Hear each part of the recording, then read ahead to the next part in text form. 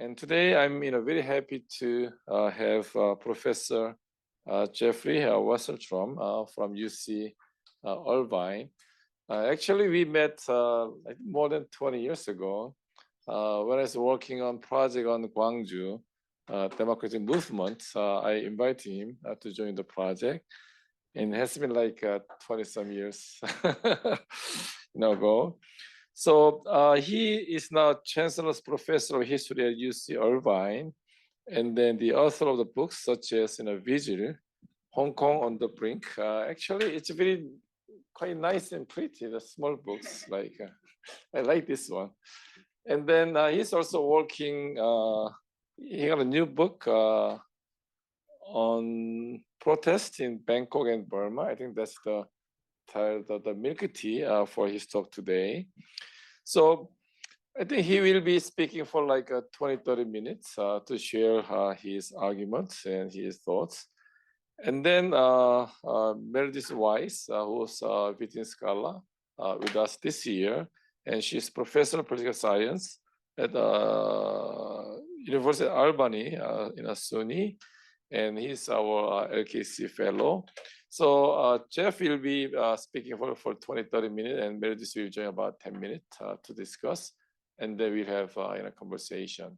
So please welcome Professor Wasserstrom here. Yeah, thank you so much. And it's actually very fitting the way that we met, and that for Professor Shin to be moderating, because I was invited to be part of a conference on the Gwangju massacre, and I was a token China specialist talking about what we should make of the comparisons that people sometimes drew between the massacre in Beijing in 1989 and the massacre in Gwangju in 1980. And that was one of the first times that I thought of these events, that I thought of events in different parts of Asia as a primary sort of comparison. I was trained more as I was trained with a familiarity with European history and with American history, simply having grown up in the 1960s and 1970s. And there was a tendency with events like Tiananmen to look for parallels either within the Chinese past, or to look at parallels with things like the global 1960s, or with events in totally different parts of the world, or the United States. And that was with time, it didn't move me into doing the kind of comparative and transnational work that I'm doing now, but it probably played a role in tipping me in that direction, and thinking about maybe there was something to be said for thinking about comparisons within a region within Asia. And the Milk Tea Alliance book, this is the sort of sequel in a way to Vigil, which was a book I did that came out in 2020 that was based on the 2019, putting the 2019 protests in Hong Kong into historical perspective. And it was written very quickly while the 2019 protests were still underway. And I finished it while the protesters were still on the streets, and it came out in early 2020. And afterwards, I felt like I wasn't done with following and writing about and caring about the Hong Kong story. So I approached the publishers of Columbia Global Reports and said, could I do a sequel or an updated edition? And they said they try to cover different parts of the world, and they only published 5 books or so a year. So they didn't have an interest in a second book on Hong Kong at that point. But when I started to talk about what I thought was interesting about what had happened in Hong Kong after the national security law was imposed and protesters stopped being on the streets, I talked about how the influence of Hong Kong styles of protest and activism were spreading to different parts of the world. And so I came up with the idea of following the Hong Kong story into the movements of people from Hong Kong into exile or into prison, but also looking at the spread of Hong Kong style tactics and slogans. And the more that I dug into that, the more I saw there was this particularly interesting regional story going on that actually had roots going back before 2019. And even after 2019, when people were talking about Hong Kong style things like dealing with tear gas in creative ways with traffic cones, or emphasizing leaderless forms of protest and flexible flash mobs. And a variety of these techniques, people were saying this is showing up all over the world. It was showing up anywhere from Minneapolis to Minsk. There were protests in Belarus, there were protests in Black Lives Matter that had some elements of these. But there was a different kind of a thicker connection with Hong Kong activists and Thai activists. And then once the Burma protests began, with protests in Burma as well. And there was an intense interest in Hong Kong in Taiwan as well. And the more I dug into this, I realized that at the edge of my mind were some connections between Thailand and Hong Kong that predated the 2019 protests. And that there were also ways in which once you started looking for the regional connectedness, that you started to find that this was something that I think is missing, often underappreciated in the scholarship on social movements. It periodically gets rediscovered. Like when Arab Spring took place, people thought about the intense connectedness between people in a single region to influence each other. But somehow the default mode, it seems to me, is when people write about protests, they either put them in a local national frame. They talk about the history of protest in one part of the world, one nation usually, sometimes a city, or they talk sometimes about things that are on a kind of global scale, like the global 1960s, global 1968, or years when it seems that people are on the streets everywhere, or a kind of larger than the region thing when people talk about sort of comparative communist movements, where it can be any part of the world. And what's missing is that actually, as one analyst of somebody who's written wonderfully on Eastern and Central Europe, when I was explaining this kind of concept was taking place, is proximity matters. Neil Asherson made that comment, and when we were talking about examples of this, he thought about one of the things we talked about. He had followed events in places like Poland and Czechoslovakia and Hungary during the 1980s. And when that story is told of the movements there that ended up bringing an end to communism, it's often talked about as in a kind of ideological shared concern about communism and part of a move to push back against the tyranny of Communist Party rule. And that's true, but there also is a regional side to it that has to do with the places that those movements started taking place. And I'll just give an example of this that I ended up leaving out of the book because I needed to focus on, they're short books and I needed to focus on this part of the world, but I think it's a beautiful example of this phenomenon. One of the most important texts that came out of Eastern European, Central European protests was Václav Havel's The Power of the Powerless. How that text evolved was after the 1968 events there was 1968 protests in Poland and in Czechoslovakia and other places. Václav Havel and Adam Michnik, who was a Polish activist, they were aware of each other's work and activists in these two places. In the 1970s, they got together, they met up, these people from Poland and Czechoslovakia, on a borderland space between the two countries, a mountainous area that's not that heavily surveyed or controlled. And so they were from different countries that couldn't really flow between each other, but they could meet there and talk. And in meeting, they became friends. And Havel and Michnik thought about what they shared in common and the way they were trying to adjust to carrying on activism after the failures of the 1968 movements. And Michnik essentially said to Havel, well, you know, you're such a gifted writer. Why don't you write a statement about the kinds of things that we're doing here? And and that became The Power of the Powerless.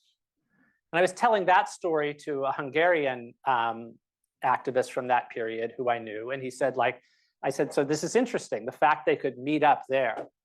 And he said, well, actually, there's another story of this. I was reading Adam Michnik's work, and from Hungary, you could travel at certain points to Poland. So I went there kind of as a fan of Michnik to seek him out and talk to him. And these are people who ended up being in dialogue with each other, exchanging letters with each other, and they would sign group letters in support of each other when the other group were in prison. So there was no necessarily sort of name for that, but that sense of a shared purpose that had something to do with being nearby, something to do with a sense of cultural affinity, something to do with shared antagonists, in this case, Moscow, and that it kind of evolved to do this. So there was something that was very much rooted in, it wasn't that they knew the same language or came out of the same culture, they could find common languages to use, but it was more a sense of shared purpose that had something to do with location. And so the Milk Tea Alliance is the playful name for something very much like what I've been describing that emerged around 2020. The term emerged around 2020, but I'd say there are antecedents to it going back to the mid-2010s and actually going back further if you want to trace them further. You can trace them back to things like networks of engaged Buddhists across East and Southeast and Central Asia and South Asia at earlier points. This sense of a shared concern that's not defined by a very specific ideology necessarily. It's not necessarily a clearly institutionalized movement, but it's some sense of commonality. So Milk Tea Alliance, this playful term, comes from, the term comes from the early in 2020.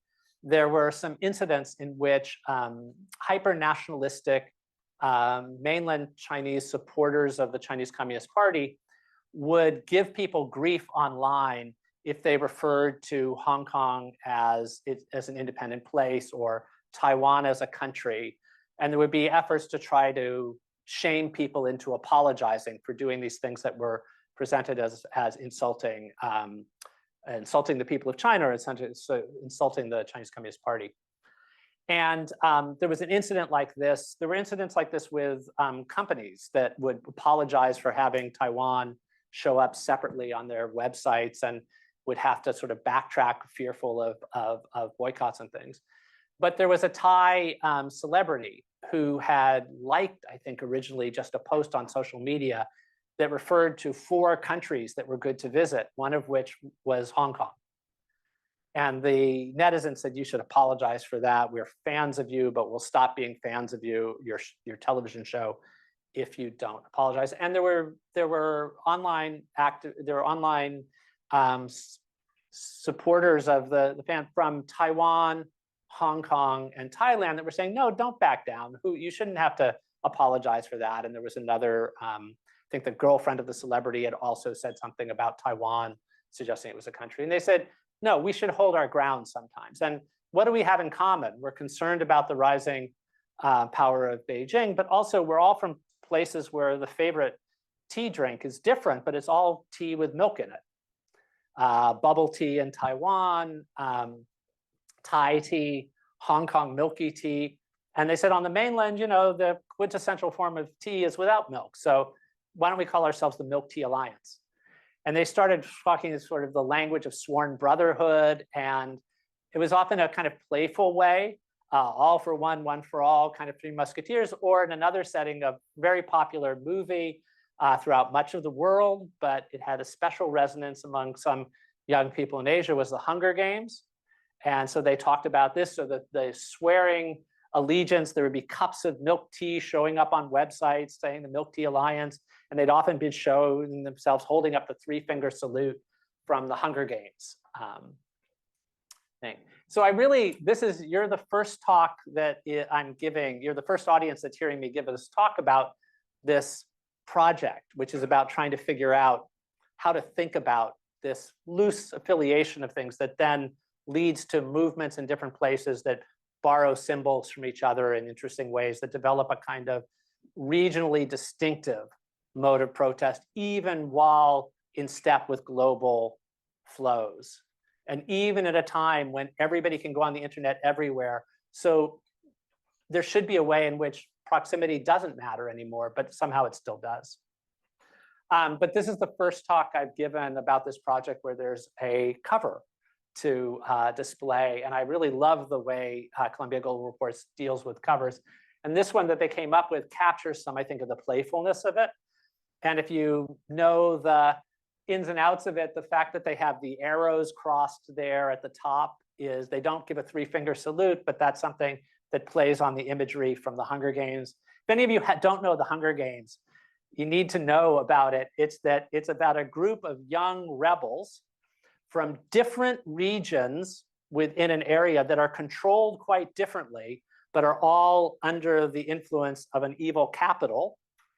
And they band together from different parts of, from different regions where they're originally totally separate and even competing with each other, but they make common cause against autocracy represented by the capital. And in some periods also Beijing represented as a kind of capital, if you think of the application of this Hunger Games metaphor. The capital in the Hunger Games is not Beijing. But anyway, the key thing to know about these are young people who rise up against impossible odds, and spoiler alert, they win. So there is something that gives you hope, even at a time when many protests involving young people don't succeed in different ways. So this is the first time that you've seen this. I try, whenever I'm giving a talk, now in the days when everything is recorded and then put up online, I try to do something in as many talks as I can that says you are listening to this talk here and now, to say that it's not just a generic thing. I started this because I used to give book talks, and I would give the same book talk in different places, and they started to be recorded. And I had the terrifying experience of somebody coming to a talk I was giving and saying, Professor Wasserstrom, I'm really looking forward to hearing your talk. I just watched the version of it online that you gave at Authors at Google. And, so I'm really looking forward to it. I said, like, you're going to know all the jokes. You're going to have it. I mean, this is the last thing I wanted. So I want to make sure there's always something that you are listening to this here. You're listening to it now. And I could have just said, you're listening to it now because that cover didn't exist until 2 weeks ago. But there's also another way in which the listening to it here and now is also relevant. And here, I will tell you just that I've told you a little bit about the big ideas behind the book. But the book's a short book intended for general readers. So it's actually around the lives of 4 individuals. One Thai activist I'll have the most to say about. And then in the book, I also deal with a Hong Kong activist, Agnes Chow, and then 2 Burmese exiles who I talked to, one an 88 veteran and one a recent exile that brings in Burma, which I won't say much, but is part of this story as well. But the main person I'll talk about, give you an introduction to, is Nettuit Chotopatpaisal, Nettuit. And he is a figure who I just find utterly fascinating, and I'll try to give you some sense of why I do. He was the person who led me to thinking about Thailand and Hong Kong as connected, because in 2016, he tried to bring Joshua Wong, an activist who was about his age. They were both in their late teens at the time, or mid-teens at the time, late teens, and had both already been veteran activists. And Nettuit tried to bring Joshua to Bangkok to speak at an anniversary of the 40th anniversary of the most important Thai massacre of young people, the Thammasat massacre. There was going to be a commemoration of that at Chulalongkorn University. And Joshua Wong, who was associated with Hong Kong protests that sometimes had to do with vigils to commemorate the Tiananmen, the 1989 massacre. So he tried to bring Joshua there. The Chinese authorities, working with the Thai authorities, blocked Joshua Wong, detained him for 10 to 12 hours at the airport, and then sent him back to Hong Kong. So this was a connection between the two. So Nettuit, I will bring in touch. So Nettuit, I thought, he recently was in the United States giving talks. So I thought I could mention something about what he's doing now as a way to say, this is something that wouldn't have been in this talk a month ago, even. And so he is very active on X still, Twitter as it used to be. And so there's a post by him about, he's just shown, he's a very multi-talented, multi-energized individual. He's a translator, he's a memoirist, he's a publisher, he started a publishing house. He also co-produced a documentary film that he's recently been promoting that won an award in Thailand. He's been elected to student government, kicked out of student government, elected to student government, kicked out of student government for his activism. He's Thailand's first conscientious objector, and he'll probably be going to jail for that before too long. He also co-organized what was probably the only memorial concert honoring the American folk singer Pete Seeger that was held in Bangkok after the singer died because he was a passionate Pete Seeger, Woody Guthrie and Leadbelly fan. So he's a multifaceted individual. He's also 28, by the way, and he's done these things. But he was recently at Duke and then in New York showing his film, the film that he was involved in, which is an anti-gentrification movement film. And he's very active on all kinds of serious issues on social media, but he's also quite playful. So the thing that really appealed to him when he visited Duke was that there was a poster up saying Voltaire was giving a talk and the same time, and he's passionate about Western philosophy. So the thought that he was giving a talk at the same campus where an imaginary Voltaire was speaking appealed to him. But then also, just when I was preparing for this talk yesterday, he, not surprisingly, was tweeting about what was happening in South Korea. I'm deeply concerned about the situation in South Korea under martial law. I hope everyone remains safe. As I think we can talk about with how people see protests in any part of the world, people refract them through their own sets of experiences and meanings. So if what he latched on to this idea was martial law, he thinks the problem with Thailand is it too often falls under martial law. It has this tradition of coups. He thinks that the compulsory military conscription service in which the elite can get themselves out of military conscription, but other people have to do that, and that schools are militarized educational things. The first activism he did as a teenager, early teenagers, was against militarization in the education. So he thought of this in terms of this view, and he talked about having met wonderful peace activists in South Korea, and he met people who opposed conscription there. So he saw this through the lens of martial law. He also, just this morning, and I didn't have time to include this slide because it was at like 6 this morning that I saw it, he referred to the South Korean protests that push back against this as making the protesters sort of honorary members of the Milk Tea Alliance. Because the Milk Tea Alliance is partly about concern about Beijing's rising influence, but it can also be a catch-all for concern about authoritarianism, sort of anywhere. And he doesn't mention that in South Korea, actually, the main form of tea drink is not necessarily with milk, but they're sort of honorary members that can slide in. But I think the fact that they're in Asia makes it easier to push them in there as well.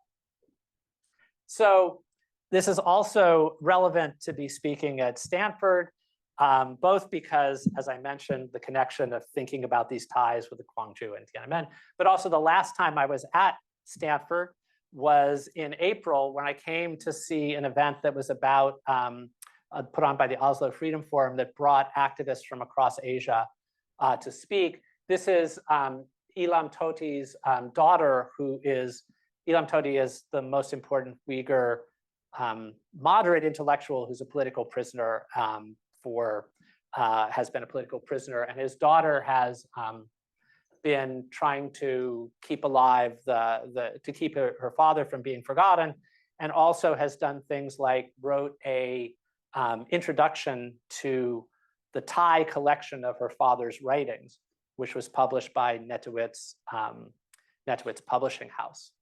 But I have a picture of her rather than Netuit because I made a trip to Stanford in the middle of I was flying to Taiwan, and I arranged to have 10 hours at the San Francisco airport so I could come here to meet with Netuit, but he couldn't come because of his had to have a legal action because of the conscription refusal he's doing.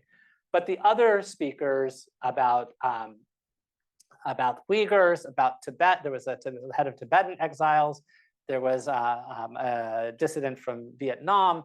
These were all part of this, even that configuration of connections between Asia was a kind of milk tea-like kind of connection. So this is just about the film he's doing now, but I'll end my time by just reading a little bit of how I begin the main part of the the talk with an evocation, with the main part of the book, with an evocation of a pivotal moment in Netowit's political career. And writing for a general audience, I don't say social scientists do this and that, and here's what the puzzle is. I try to get you to care about an individual. It is midway through a warm spring morning in Norway in 2018 when Netowit takes the stage in a packed theater. He is in Oslo to give a talk titled "The Student versus the Military" that will use incidents from his life to back up his arguments about the problems plaguing Thailand. Let me just bring to where we are. This is him on stage at the time. Here. The young activist who is studying political science at Bangkok's prestigious Chulalongkorn University and is deeply versed in both Buddhism and theories of civil disobedience, plans to outline some of the changes he feels are needed to get the country headed in the right direction, including doing away with military conscription. The presentation by Thailand's most famous conscientious objector will be one of several on the second of 3 days of the 10th annual Oslo Freedom Forum. The Stanford event in April was a spin-off of the Oslo annual one. One of the first things the audience notice about Netowit is his distinctive red glasses with thick rectangular plastic frames. Some say they give him a studious look, while his friends describe them as giving a nerdy look, a label he embraces as his nerdy appearance mirrors that of Hong Kong activist Joshua Wong. This resemblance could be a sign, he thought, when he first discovered it and people mentioned it, that the two of them were meant to be friends. As a compulsive reader, Netowit takes words seriously. He's been laboring each line of the talk he's going to give, his first ever given in Europe. He knows that he needs to keep his TED Talk style speech concise, between 10 and 15 minutes, so every word has to count. For a strong opening, he settles on this: "I could not come to this place today if I had been arrested with my friends who went to demonstrate on the 4th anniversary of the coup in Thailand." Besides a welcome by a North Korean defector, the event so far has featured talks by other activists, such as a woman from Eritrea and a woman from Nicaragua. This kind of programming, typical for the forum, takes the audience on a global tour that emphasizes repression and resistance over natural or architectural marvels, focusing more on historical massacres than on historical museums. The presenters, often witnesses to brutality by the authorities, share distressing and deeply personal accounts of human rights abuses, along with us sharing inspiring stories of individuals and groups fighting to end those injustices. Netowit was particularly struck by how, despite the language barrier, every member of the crowd seemed captivated by the story they had heard about Nicaragua. They listened closely as the Nicaraguan activist described the tragic turn in her homeland, which after a hopeful period had once again fallen under a dictator's control, a fate all too familiar in a country with a long history of strongmen like Thailand. Certain parts of her story resonated deeply with his own.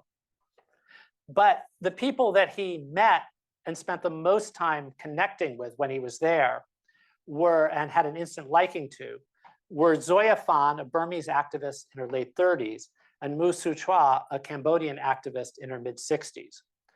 Both of them had been taking big risks to work for change in their countries. But Netowit believes Thai activists deserve global attention, respect, and encouragement too, even if their situation is not as dire, and even though control and repression in Thailand rarely gets sustained attention because things happening in nearby places often are so much worse.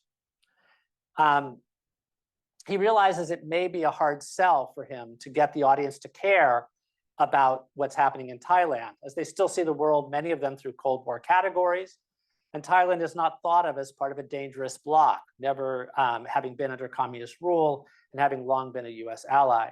But Netowit is deeply concerned by the way that lately, Bangkok and Beijing have grown close, with the junta sending a large group of Uyghurs who had sought refuge in Thailand back to the Chinese mainland at the request of the Chinese Communist Party. The presence of a veteran activist from China holds special significance for Netowit, given his interest in Beijing's human rights records. This is a 41-year-old Chinese dissident in exile who's been confined to a wheelchair since soldiers fired on protesters and bystanders near Tiananmen Square and tanks rolled through central Beijing in June 1989. Netawit believes that Thailand is being held back from becoming a fully democratic and open country by a set of outdated and interconnected militaristic and hierarchical practices. And this is what keeps it in the cycle of coups. But coups are not the only thing that have kept progressive forces in check. Netawit and those with similar views know also important has been the way the police and the courts apply harsh and vaguely defined regulations against defaming the royal family, which is a crime lèse-majesté. When speaking in public in the past, Netawit has had to shout to be heard or use undependable mic amplifiers and static-prone handheld mics.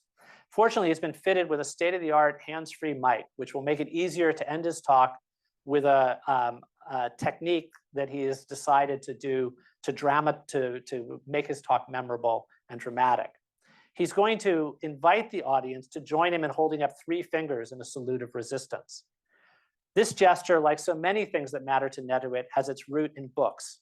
In this case, Suzanne Collins's dystopian Hunger Games novels that also gained traction via films. In the story, the young activists all symbol their resistance to the Capitol by holding up 3 fingers. In 2014, one of the Hunger Games movies was playing in theaters when the military took control of Thailand. Youth began incorporating the 3-finger salute into protests against real-life autocrats, whom they saw as resembling the villains in the film. Authorities responded by arresting people for making the gesture. That same year, 2014, the salute also appeared in protests in Hong Kong, with some viewing the young activist Agnes Chow as the city's very own counterpart to Katniss Everdeen from the movie The Hunger Games. The same 3-finger gesture, I only learned at the final, luckily in time to make the final revisions here, was used in Burma at least as early as 2015, again. And I just want to linger on this gesture because it's from a Hollywood movie. It's globally circulating.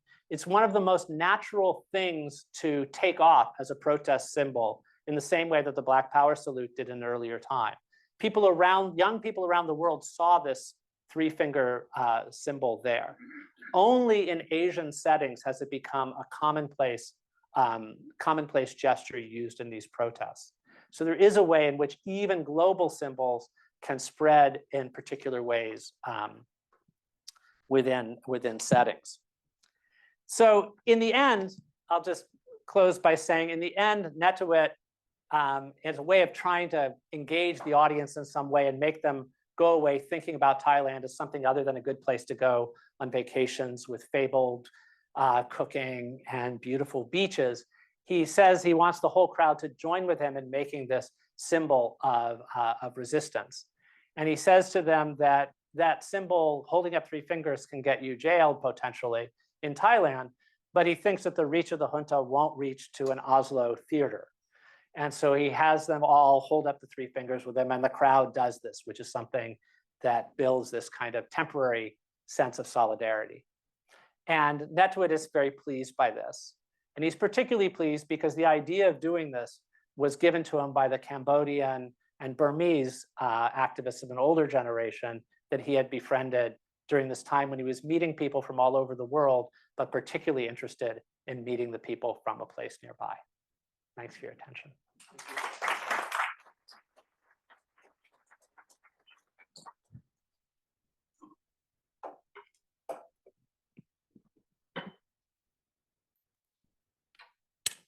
So it's really a pleasure both to have Jeff here, and I'm so glad he was able to come, and then also to have the luxury of being able to comment not so much on the talk as around the talk. So as Jeff is aware, because he graciously served as a discussant for a session with a PhD student with whom we've both been working, it's just fabulous. But I also have a project on youth and student activism. It follows on a similar project about a decade ago. And so for me, having read part of the book previously, Jeff's book, and hearing this now, really helps to raise issues for me of how we should situate the Milk Tea Alliance within this broader frame of contemporary, especially Asia-based youth and student activism. And so that's what I'll do, in part just to broaden the discussion a bit for those of you who may be more familiar with other aspects of youth activism, for instance, than the Milk Tea Alliance, but also to suggest why this is so salient to look at. And I will say, as Jeff is no doubt very aware, the Milk Tea Alliance in discussion tends to draw something between mystification and skepticism. How can this thing matter? What does it matter for? What does it do? And so I'll try to broach some of those questions, or why they matter and how MTA might help to address them in this general framing. I'll be fairly brief. So the project that colleagues and I are working on now on youth and student activism, there are two parts to it. One is a broad picture of youth and student activism in East and Southeast Asia. The other looks more at the themes of gender and sexuality, specifically in South Asia as well, in same youth and student activism as well. And so we come up with a number of things that really define both this genre of activism and also how it differs from past iterations of this.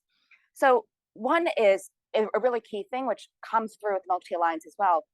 In the past, for all sorts of reasons that I won't get into, but can, later if need be, so much of this activism has been focused on campuses, has originated from campuses, especially in places with fairly constrained political environments. Not always. You have nationalist era youth movements that are less campus focused, but starting around, in different countries it varies a bit, but somewhere around the 50s, 60s, 70s, 80s, so much more comes to be associated with students, especially undergraduates. Now we see an erosion of those boundaries, partly with the massification and democratization of higher education, when it's not the 2% who are going to lead the country who are in universities, but rather 50, 60% who are going for some sort of tertiary education. That identity doesn't carry the same clout. We have, especially with the pandemic, the increasing online education, distance education, universities being scattered and so forth. But also we find, especially in places like Hong Kong, younger students getting involved, like Joshua Wong. And so we have students, but maybe not undergraduates, but more broadly, a different sort of identity premise. We also see, most obviously, novel platforms, especially digital ones, which weren't available before. So we had other technological advances at different points in time that served a similar function in some ways, but more as media, like the advent of the cell phone for text messaging to get people out on the streets, or the fax machines and so forth. But those were really media in the service of in-person mobilization. Part of what makes this movement different is the ways in which it forces us to think about activism online, not just in the service of something else, not just as a mobilizing tool, but as itself mobilization. Okay. We have obviously a range of very different political contexts. If we're thinking about, the 1980s in Korea or in Indonesia, wildly different political context from now, but really how youth adapt to specifically contexts of backsliding, not entrenched authoritarianism, not democratization, but a reversal of that, and how that then shapes contemporary mobilization in so many places, especially when these are youths who in so many of these places were brought into political maturity, were raised in an increasingly democratic context, and then see that going in the reverse direction from what we saw in decades past. And then lastly, as two more things actually. One is an increasing salience of, within Asia at least, intra-Asian referencing. And so there's a sort of sub-literature in anthropology and media studies and so forth on Asia as method, some of which deals with this. But we definitely see this, if I just say the word K-pop, that will make clear what I mean, right? And so we find, for instance, in one of the papers for these projects that I'm working on, we have a PhD student who's writing on Manipur in Northeast India on how these icon groups, these lip syncing K-pop infused boy bands, basically, are helping to form a type of anti-securitization trans activism. And so that sort of thing is not possible unless there's a sense of identifying with Asia and Asians in key ways, and that is indeed part of what these activists argue.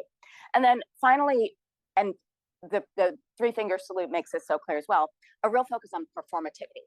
Things that can go on Instagram, YouTube, and so forth, but on memes, on drag imagery is now a huge part of protests across Asia. That's new. Different types of what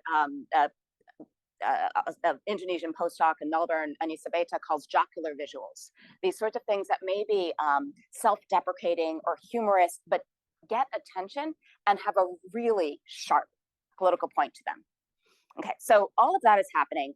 The Milk Tea line specifically is really helpful for probing the limits and affordances of online engagement as part of that, and also whether or not, or the extent to which we can identify a youth identity as something that might either complement or actually supplement a national identity because of the way in which this identity is formed. So for those of us who study contentious politics, understanding collective identity and mobilization around those identities is such a key part. The boundary maintenance that's necessary, the ways in which one constructs an us and a them, not just in an exclusionary way, but also in an inclusionary way to show who should consider themselves part of or affected by a mobilizational framing, right? And so that is just fundamentally different here. And so it's intriguing to hear Jeff mention, which I hadn't heard, this potential of kind of bringing in South Koreans, all right, anti-authoritarian, especially for an alliance that started with China as the antagonist, how that sort of morphed into something different, but that forces these individuals who are involved or who are just using the hashtag to identify with something broader than their own nation state in a really fundamental way, and to think comparatively. I mean, as somebody who teaches political science, I would love to have people think comparatively at all times, but it really is a different frame of reference. And I just have to say, you know, in light of things happening right now, in the present moment, in light of what we see in so many places of an increasingly nativist populism as spreading, this is something that is so intrinsically against that trend. All right. For those of us who, again, who study this sort of thing, part of the incredible value of the book, some of it comes through in the talk, but certainly the book itself, is the ways in which Jeff is able to drill down into the actual mechanisms of brokerage, of frame bridging, of these things that we know are part of mobilization, but we rarely get to see in such close vision, right? And so we can see the friendships that undergird a transnational alliance. It reverses in some ways the expectations of the literature based on past technologies for activism, in which we have an on-the-ground movement, and then there's, you know, something online just helps in the service of that, again, sort of mobilizing people to get to the ground, but not being, it serves in a peripheral way.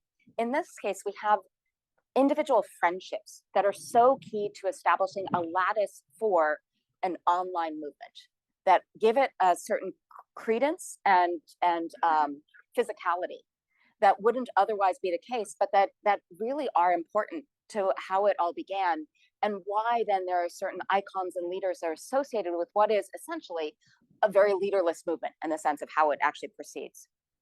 Okay.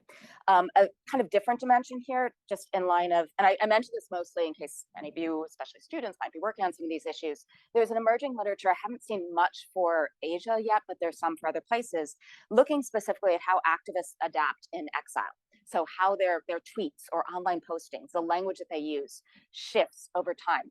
Past studies focus much more on, you know, what Tara called rooted cosmopolitans, for instance, these, you know, people whose sense of a place from which they are from becomes fixed in time at the moment that they leave. They're probably never going back. They might, but they're people of the world, these different, you know, birds of passage. If you've read this stuff, you'll know what I'm talking about. This is a really different sort of thing. These are young people who have, in many cases, every intention of going back home, and their home is in deep flux. So the ways in which they then present their vision of that home, their vision of politics, and their sense of a really transnational identity, how that might be changed from being in the country or out of the country, all of that is just new. It's something we haven't been able to see before, and makes this really an important thing to study. Okay, so Jeff also mentioned proximity.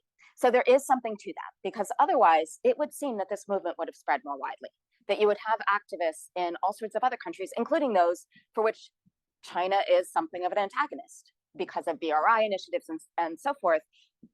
The key language of the Milk Tea Alliance is English, so that helps it to spread in all sorts of ways. There are these memes and other images that are understood pretty much anywhere, even for those of us who haven't watched the Hunger Games. And the idea of an authoritarian or increasingly authoritarian state is certainly, you know, one that will resound and resonate in all sorts of places, and yet it hasn't. And I think some of that is because of the underlying friendships and personal connections and sense of shared experience that really does undergird this movement, which helps us to understand this transnational aspect differently.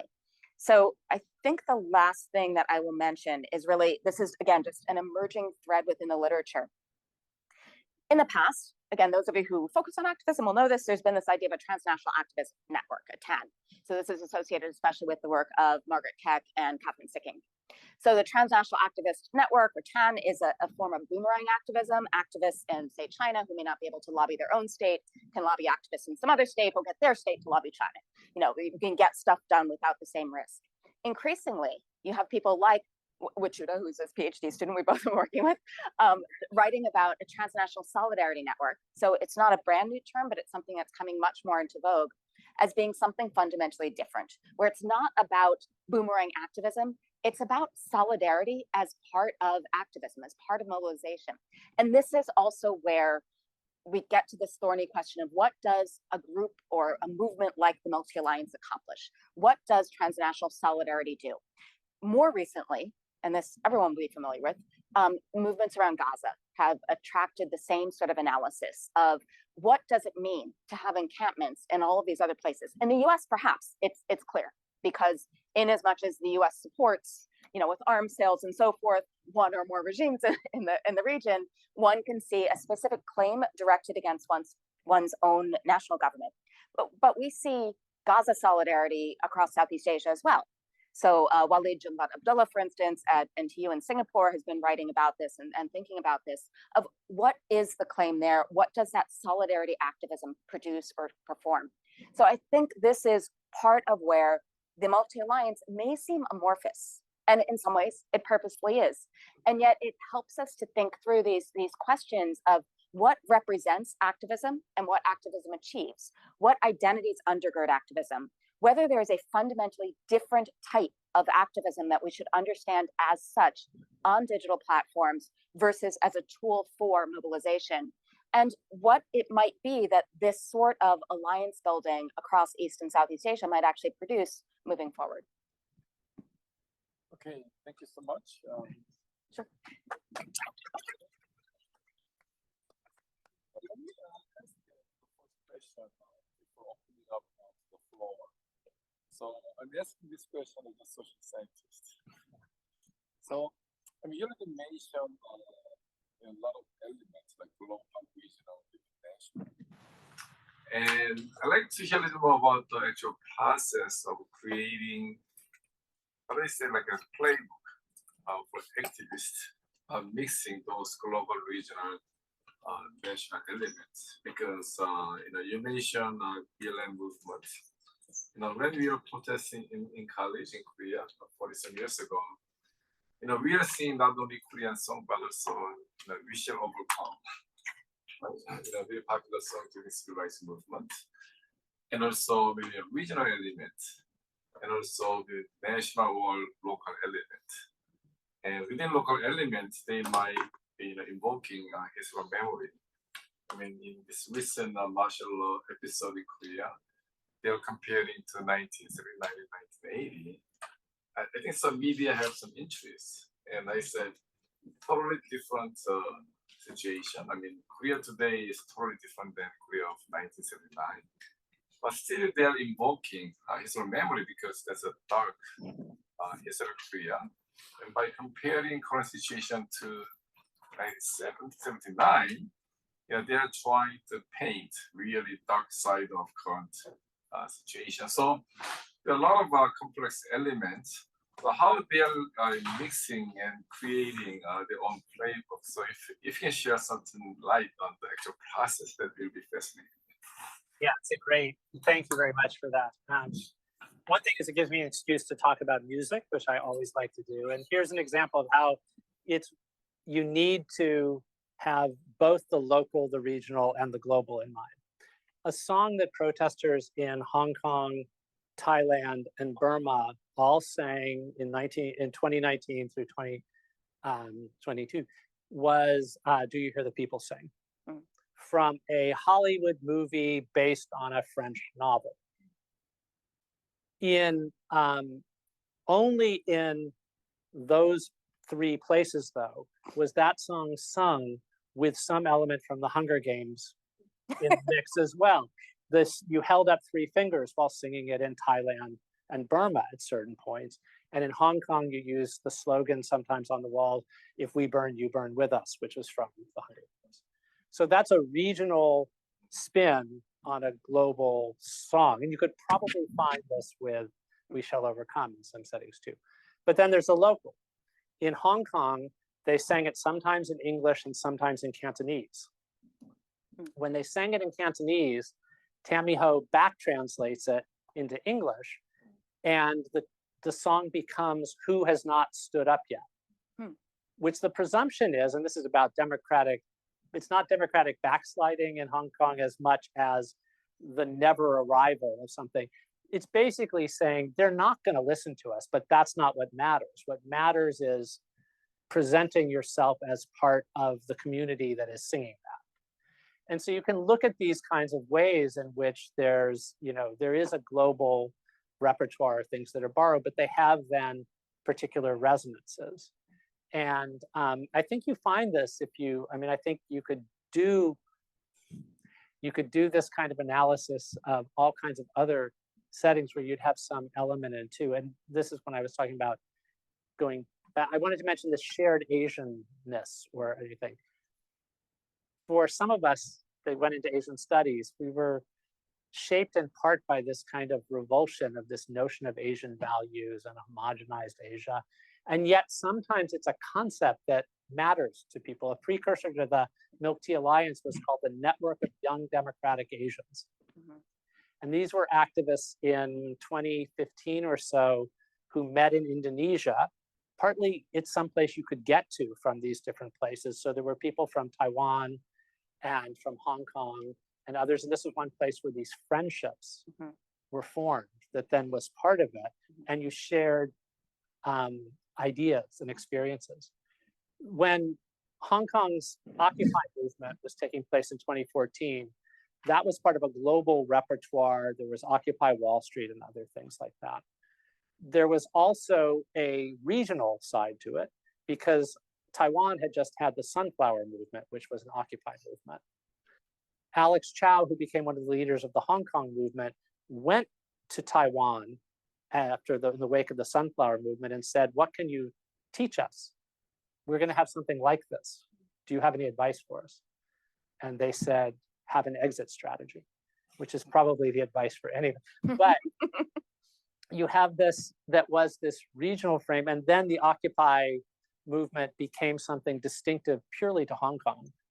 But it was different. It took a somewhat more militant role than the Occupy Wall Street. They, because in part of the Sunflower Movement, had occupied government building.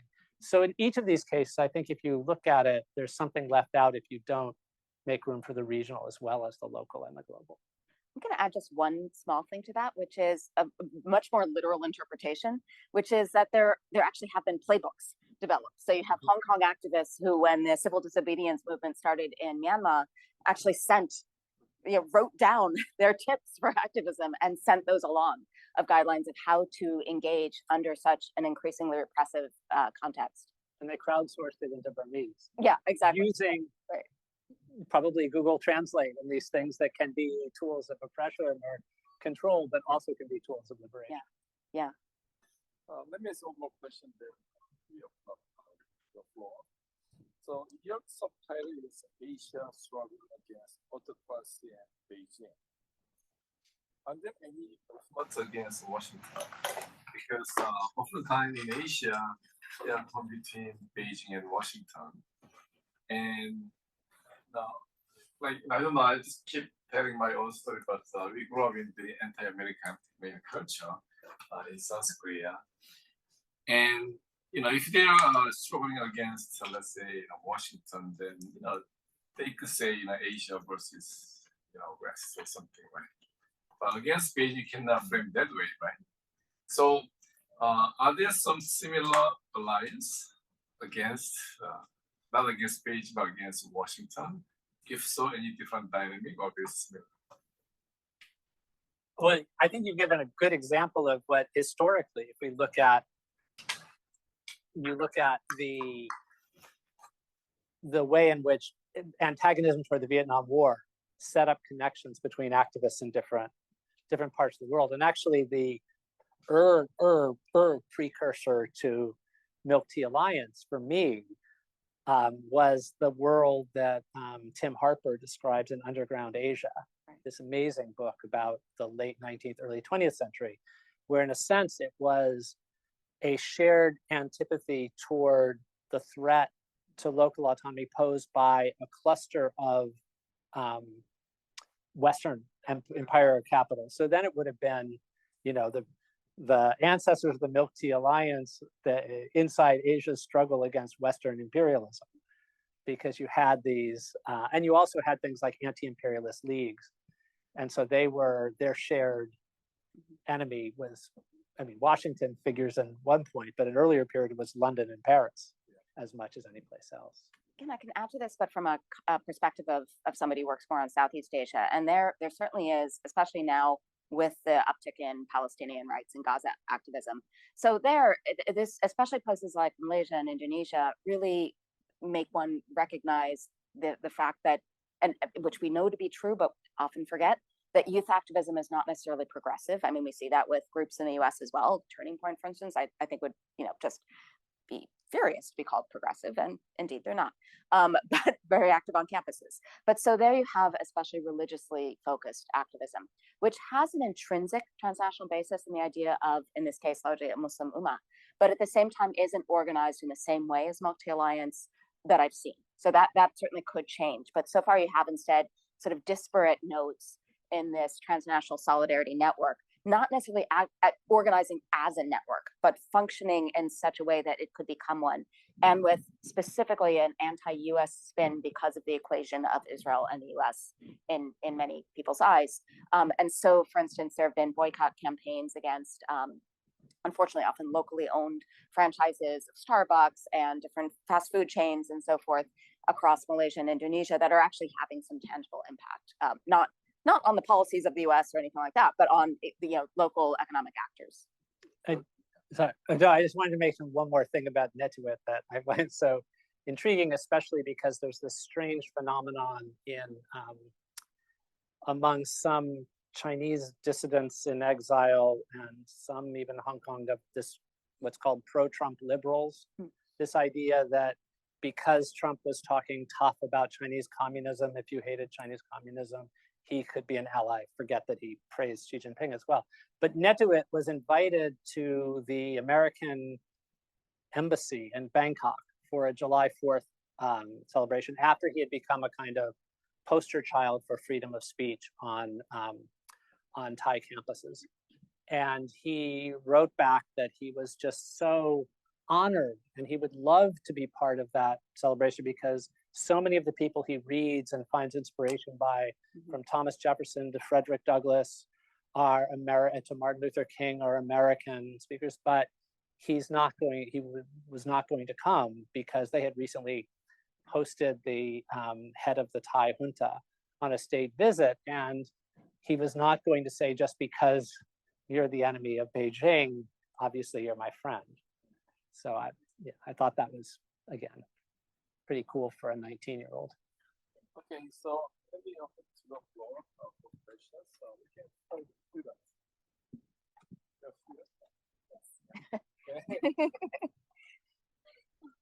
Hi, thank you so much. I'm a second-year master's student in East Asian Studies. I just wanted to return to a question both of you raised earlier about Asian values and the resonance of, obviously, of the regional side of the story that factors so much in your upcoming book.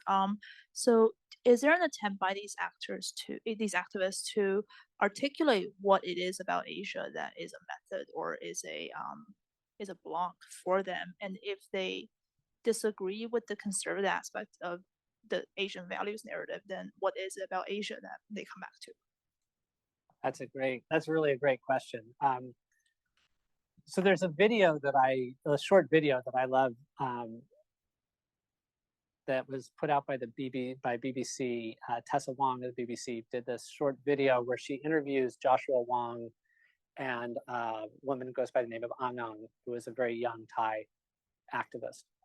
And they're in different places. Obviously, they couldn't, but there's so much like mutual respect between them. And also, Angang is looking at Joshua Wong, who at that point is in his early 20s, as though he's a senior figure. She's 16, and but one of the things that she says is these protests, and these were protests in Thailand where women took a very visible large role too.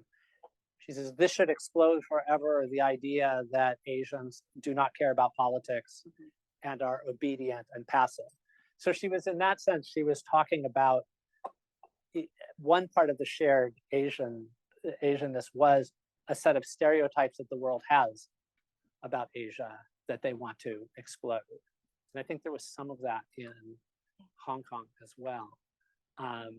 The other thing is there is this generational side to it that's linked to it. So some of it is, it's not that the term is used of New Asian, but kind of saying we can be a different kind of Asia. So even the milk tea is not, it's not like we're rejecting where we are, but we're rejecting a kind of the way an older generation has not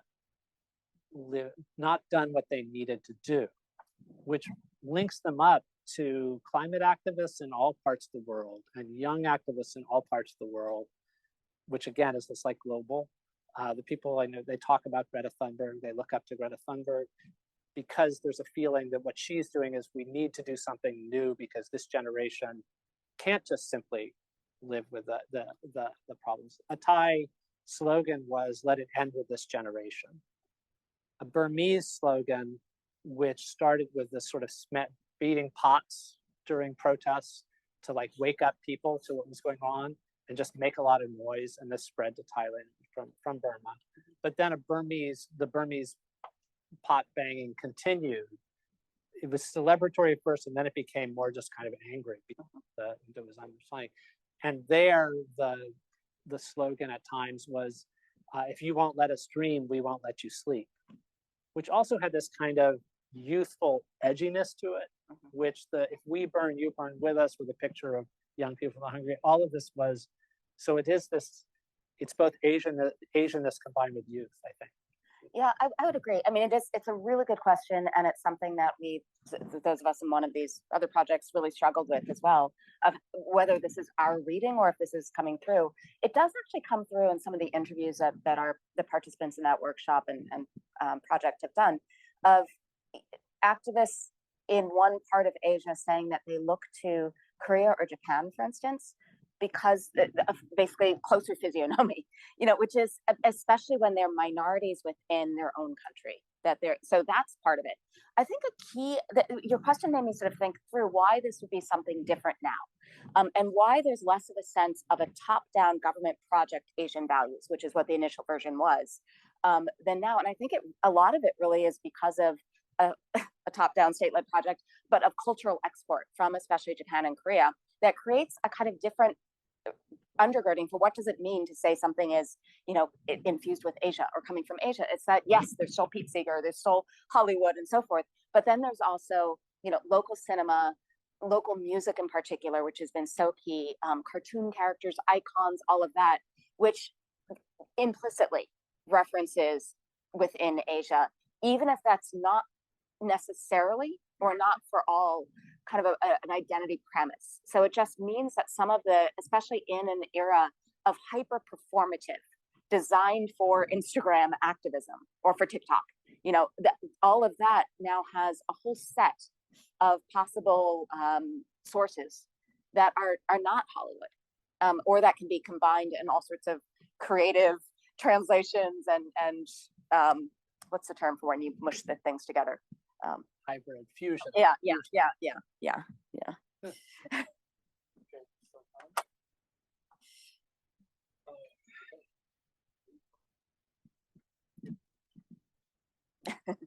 It is the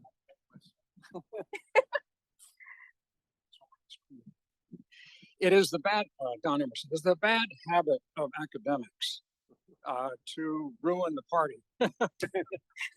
Classic Don Not this party. The food is good. No. In other words, to take a somewhat different position, temporarily. I mean, you're the experts. I thought it was terrific. I enjoyed it immensely. I learned a lot. It was outstanding. Having said that, surely there is a tension between solidarity and activism. And the old-fashioned kind of 20th century social scientist would perhaps put this in causal terms. And to summarize that, I mean, the only professor I had in grad school who ever asked a question, all of them asked us questions, many of which we didn't know the answer to. But the one question I remember, which I felt was an insult, was so what? Now, if we transport the so what question into your presentations and into the phenomenon or the concept of solidarity activism, surely the question of performative causation, in which activism has an external goal to, in some way, make the world a better place according to the values and morals of the activist, right?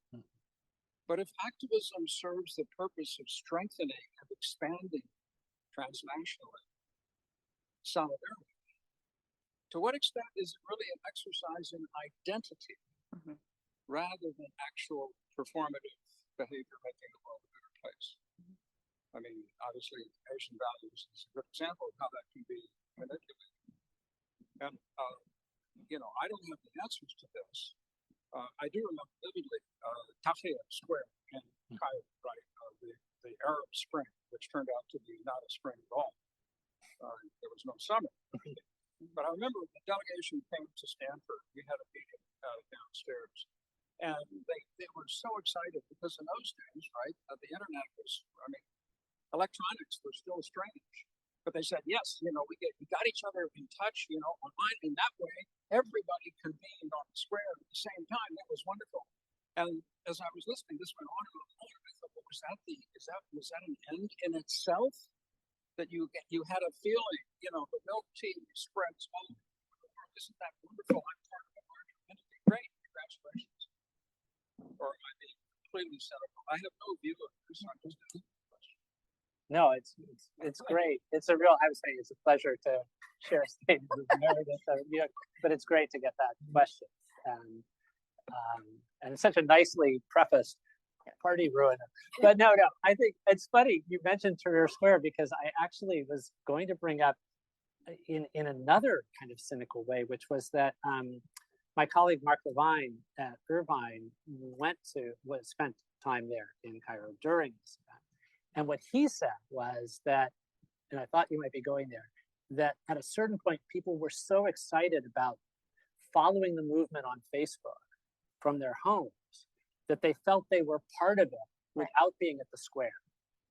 And that it was when the authorities blocked the internet that they were robbed of this way of being like no stakes solidarity, that they actually had to go to the square to see what was happening.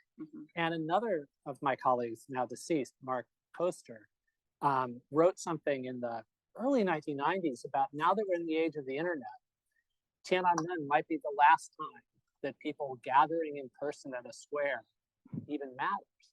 So I think a social science puzzle can be it can be very satisfying to be part of a movement without, but there still is something, as I think South Korea just showed, there's something that really does make a difference if people turn out. I don't know what's happening. I don't know what's happening here, but there was this kind of, I'm not sure, but there was a moment after Trump's first election when the women's marches was something like, okay, people all felt that was one form of activism, whereas now it may be just, posting angry things, which isn't the same kind of effect. So I agree with what Jeff has said. I'll also take it in a perhaps slightly different direction. In a couple ways. One is to think about whether we understand solidarity activism as something that is vicarious or if it's participatory. So some of that has to do with when we talk about contentious politics or the parties to activism, we have the sometimes someone frame of this for Mansbridge and Morris, for instance, talk about those who are structurally oppressed. They are themselves the ones who would be the beneficiaries. You also have bystander publics. You have others who may not be involved at all. So are the vicarious solidaristic participants, are they bystanders or are they themselves amongst those structurally oppressed or otherwise beneficiaries of the desired policy change. This is one of the things that for me differentiates Milk Tea Alliance and probably limits its boundaries in a way that would not be the case if we look back at the Arab Spring. And I'm still not quite sure whether I consider it to be the case in terms of much Gaza activism. I think for some, there are actually felt ties as being part of an ummah, for instance, which gives us a different salience for some participants than for others. So I'll leave that aside. But if we can then think about maybe perhaps to differentiate between solidarity activism broadly and a transnational solidarity network, which has a more concrete specified form.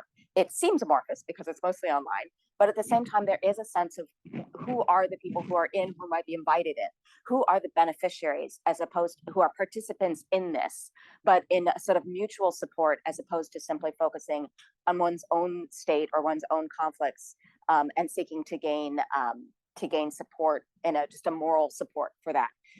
Another way of thinking about this is if we understand the territories the Milk Tea Alliance span, so Myanmar, Taiwan, Thailand, and Hong Kong, as being essentially a macro state in the sense of the parties to this protest, in which the activists are working together such that what affordances one place offers can benefit or can help to balance out what's missing elsewhere. A different way to look at this is, well, number one, that an exercise in identity could still be really important in as much as you can't have collective mobilization without some level of collective identity. It's just an essential piece, however much we may not always focus on that.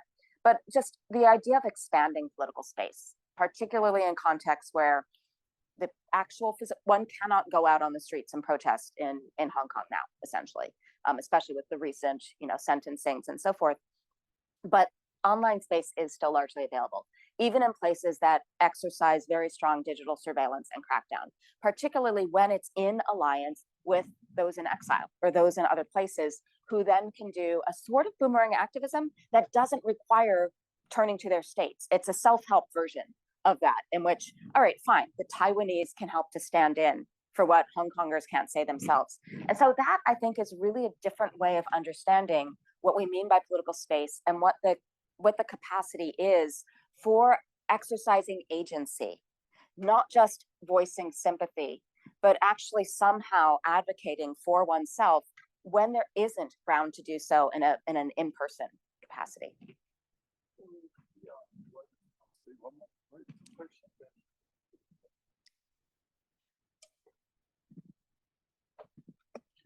Thank you, Tom Finger. I thought terrific presentation. What I'm going to say is going to be inchoate because you've stimulated me to think about things I haven't thought about either ever or for decades. Another good lead in here. The way in which it comes together for me is decades ago, as we looked at movements, particularly youth movements, they were, as Jeffrey pointed out, they're linked to anti-colonialism. They're linked to nation building. The identity and goal, we're building a nation emphasizing the unique characteristics. What you described is using international or trans-regional phenomenon as both a legitimating rationale and a goal, an ultimate goal, to the extent that authoritarian systems, boy, that's the Burmese nation, or nation of Myanmar, or the aspect of Thailand. And there are arguments that the goal ought to be something that transcends the nation, and the peculiarities and the history of it. And to the extent that the techniques used are drawing upon examples elsewhere, can be networked. It's both a goal and a method of doing it. What's wrong with that observation?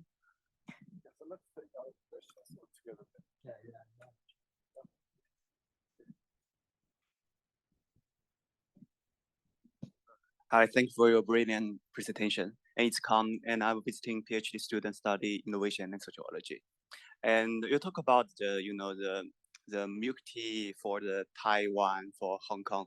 But how about the youth student in mainland China?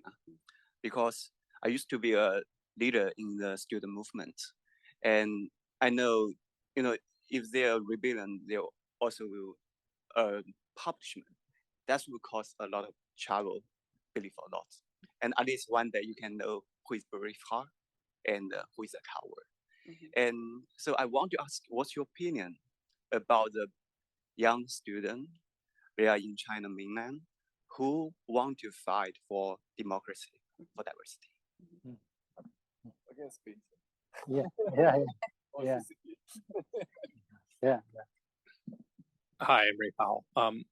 To what extent does going transnational, speaking English, posting on X, being seen at Western conferences disassociate you from your own country and actually serve as kind of a seduction for removing you from the field of battle in a sense, and sort of putting you amongst like-minded people, and so it's great and makes you, builds up your morale, but it actually discredits you in your own country.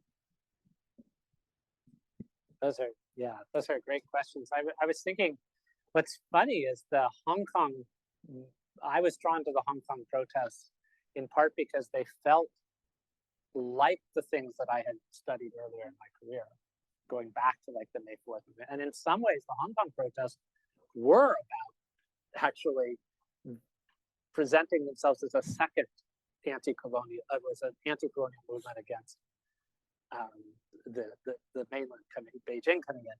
And I'm giving another talk at 4 about George Orwell and reading 1984 in Beijing. But the Hong Kong protesters weren't talking in 2014 about 1984. They were talking about Animal Farm, which is an allegory about one set of rulers being displaced and a new group coming in who are supposed to be more like you, but they actually are acting just like the old oppressors. The students on the mainland, the one editing of the title, I didn't want the title to be Struggle Against Autocracy and China. I said it should be Beijing. Beijing meaning a particular, really being the party state at that point. So it's a good question. It's not exactly part of the Milk Tea Alliance, but I think for a lot of people in the Milk Tea Alliance, the white paper protests were in sync with what they were thinking of themselves as doing. Those were against autocracy and Beijing, even in the sense of the policymakers there. It's a very important to keep space for that. And I think this was quite inspiring. The white paper protests, at least to give an idea of there keeps being an over and under, well, I don't know if Meredith, if you have the same feeling. The one thing that is true if you study youth activism is you'll always run into the statement that it's too bad you're studying it now because young people don't care about politics, are completely brainwashed, it's not like it was in the old days. And I experienced that when I got to China in 1986 and was studying student movements. People said it's too bad. This generation, this was in August of 1986. They just care about combing their hair and listening to rock music, and they're not going to ever take to the streets. And then later that year, they took to the streets, and 3 years later, they took together in bigger streets. Hong Kong, they just care about making money and having fun. So there is a continual sense. And I think actually before the Gaza protests, we would say this generation, I think there would be people who were saying they were all just performing. They weren't actually going to take any risks. Whatever you think of the movements, and Meredith made a really important point about youth movements don't always align up progressively by any means. And there are all kinds of examples in which youth activism is about terrible forms of nationalism and other things, and we shouldn't forget that. And I do worry about romanticizing, even when I'm thinking there are things that are very admirable about some of these particular people. And the leaving the country, that's a big That's a big issue, and it's something that's very clear. I think some of the Hong Kong activists are doing something quite creative in trying to reinvent what they can do externally. And this has to do with both protest swapping, that's what James Buchanan calls it. You protest to draw a point that can't be drawn inside. So you hold a vigil, Right.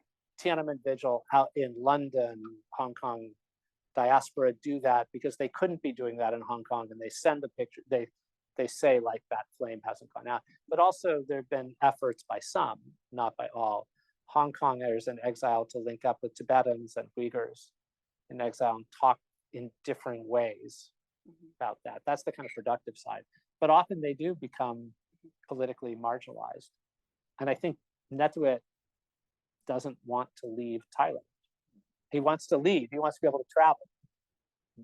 And he also feels he probably has to go to jail to make the point about conscription, even though he doesn't want, so these are also people making very difficult decisions about their lives. And there are groups of Hong Kong friends, some of whom have gone to exile, some of whom have gone to prison. Yeah, so I'll start with the last of the questions, because I'm still thinking through actually possibly a way to link those other two, but my cogs are still turning. But so I do think that there can be an element, not necessarily of discrediting, but of dissociating or of missing key audiences, just as you have the assumptions of latte drinking, urban elites and so forth, with the caveat that through so much of Asia, English is the second language, that young people in particular are so heavily pressed to learn and to know to have at least some level of a competency in for just economic purposes. So it doesn't mean it is spoken, I mostly work in Malaysia, Singapore, and Indonesia, for instance. In Indonesia, I rarely use English. In Singapore, I always do. In Malaysia, so I mean, there's a very clear socioeconomic aspect to who uses English, who speaks English, habitually. Everyone here will know this, within the region. And so there are exceptions, but there's still that tendency. At the same time, this is something I've looked at, not with Milk Tea Alliance or sort of a generic youth activism, but specifically in terms of queer rights activism or SOGI activism, sexual orientation, gender identity, and development, is there's been a move towards vernacularization of terminology and of claim making, specifically with regard to all issues LGBTQ, because they're so easily written off as something Western and imported because the label is. And so even though that label is still by far the most dominant used by states and activists alike, LGBT allows international, conversations and so forth.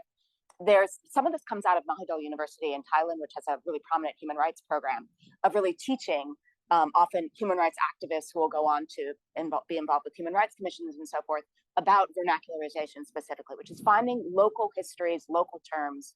I've seen some recent scholarship on I think it was in Tanzania, looking at the same sort of project and how if you give a locally rooted example, that changes people's perceptions, around discriminated against groups. And so that there's both of these things are happening. That yes, there is a sort of primacy of English, which does perhaps isolate, but at the same time, you have some of the same people involved in trying to come up with cognates and or memes and symbols and so forth that can spread the conversation or make it less exclusive. It's still a big issue. To get back to the two questions, so I'm not an expert on China. I'll just leave that to Jeff here. But it strikes me that one of the key differences is that in an era of anti-colonial youth activism, which is indeed before you have a lot of student activism, you have the Pemuda in Indonesia, the May 4th movement in China, and so forth, of these broad youth movements that are creating states and pushing back against the original colonialism or some generation of colonialism, but before the current neo-colonialism and so forth. Now, so much of the challenge is transgressive in the terms of contentious politics, meaning involving newly constituted political actors and or strategies. So in its form, like the leaf flat protests in China, new, but also there's an underlying normative challenge, not to the boundaries of the state, not to colonialism, but to an expectation that in China, for instance, what constitutes value is the labor that you perform, right? And pushing back against expectations for where the country is going or what one should aspire to be, informed or infused often by environmentalism and climate consciousness, for instance, and recognizing that the old ways simply won't cut it. And so I think that perhaps that's another way of understanding how the new modes and platforms work in sync with a different sort of challenge posed across generational lines that's more perhaps inherently youth oriented than even something like, I don't know, the Mingdong movement and the idea of having, working for labor or working for broad societal goals, but rather thinking we as youth, I'm not you as youth, I'm not, will grow up into the system. How does that system need to change? So it's a different normative valence and challenge than some, not all, but then some prior rounds of really pivotal youth protests tended to perform. That said, much of it still is also about countering authoritarian states. I mean, if you look at generations of Thai protests, if you're looking in the 1970s, 1990s, 2010s, like it's the same thing. Down with the junta, now more of a challenge to the monarchy, but even adding that more of a challenge to the monarchy or to the premises of it, again, inserts a type of normative claim that hasn't really been so prominent in the past. It's been much more about the instrumental goal of bringing back a democratic regime than a normative goal of shifting the premises of citizenship and belonging.